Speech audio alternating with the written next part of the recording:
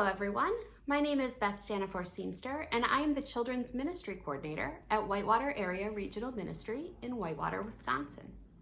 I hope you are all having a wonderful day.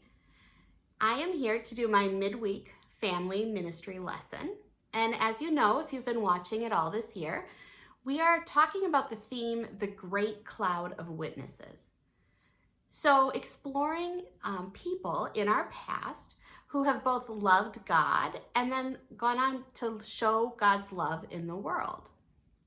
We started the first week asking the question, who was Jesus and why do we follow him? And we've talked about a variety of people, starting with the Apostle Paul, all the way up through today. We're in the 1600s talking about Susanna Wesley. Now you might hear the last name Wesley and think, that sounds familiar. Her sons, John and Charles Wesley, were considered, John especially, was considered the founder of the Methodist Church. And really that came about through a group called the Holiness Club, which Charles was a part of. So the two of them worked together on that. And Charles was just a beautiful hymn writer. So we still sing many of his hymns to this day. But Susanna was their mother. And she was born in 1669 in England. She was number 25 out of 25 children born to her parents. Could you imagine? 25 children. Now in those days, not all children lived to adulthood, but still, that's a lot. Her father was a dissenter of the Church of England. So what that means is that the country of England had an official church, the Church of England, and then there were people who disagreed and kind of went their own way. They dissented from the church.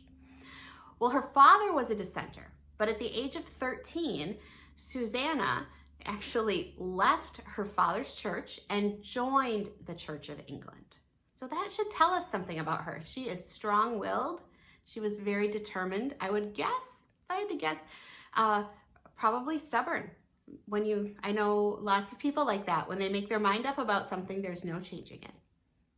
Well, when she was 19, she married Samuel Wesley, and they went on to have 19 children of their own. Now, of those 19 children, only 10 of them lived into adulthood. And as I mentioned earlier, 2 of them were John and Charles Wesley. As their mother, she took her role very seriously. She taught them how to read and write, but didn't stop there. They learned, all of her children, even the girls, learned from her the important educational standards at the time, which would have been Latin, Greek, reading the classics, all of these things. They started school at the age of 5, and school happened at the kitchen table. Their father, Samuel Wesley, her husband, was not always home. He was a minister for the Church of England and also at times had business in other places. So it was often Susanna who was there ensuring that the children received the education they needed and that the house was being run the way it needed to be. So she faced some hardships in her life. As I mentioned earlier, she had 19 children, but only 10 of them lived past infancy. I can't imagine the grief there would be in that. Her husband was thrown into debtor's prison multiple times during her life. So back then, what would happen is if you couldn't pay your bills, they would throw you in jail, leaving your family to try and come up with the rest of the money. So Susanna then became the sole carer for her children as her husband was in prison. Her husband did not always say things that his congregation liked, and there were 2 times that their house, the parsonage that they lived in, was burned to the ground. One of those times, her son John was actually upstairs, and he almost died in the fire. It was very miraculous that he survived. So Susanna faced her own set of hardships, and yet in that she remained loyal to God and loyal to her family and very firm in her convictions. She nurtured a spiritual sense in her children that they talked about up until the end of their time. She also nurtured her congregation. So at a time when her husband was away, he was the pastor, of course, when her husband was away defending, I think, a friend or a colleague in London, they had appointed someone else to come in and preach and handle worship.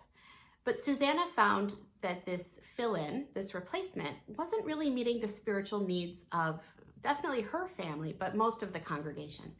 So on Sunday afternoon, she began holding worship with her children in their kitchen, singing a psalm, and then reading sermons and scripture, sermons from either their father or her husband or her father. And it turned out that people from the congregation started coming, more and more people. So pretty soon, not only was she nurturing her own children, her own family, but she was providing spiritual nurture to the whole congregation. As her sons John and Charles grew, and all of her children grew, but especially John and Charles, as they went on to found the Holiness Club and begin this revival that became the Methodist Church. She wrote many letters encouraging John, providing guidance and support. And she also wrote some reflections on scripture and her own understandings. She died, I'm going to look at my notes here, in 1742. So she lived a long life, and she certainly is a witness to God. She witnesses to us the importance of having a strong spiritual foundation. So there's a little bit about Susanna Wesley. There's lots more you can learn about her, so check her out, Google or whatever you want to do. And if you go to the lesson plan, you'll see some questions that you can talk about as a family, and you will also find an activity. So with that, I wish you blessings, and I hope you have a wonderful week. Bye.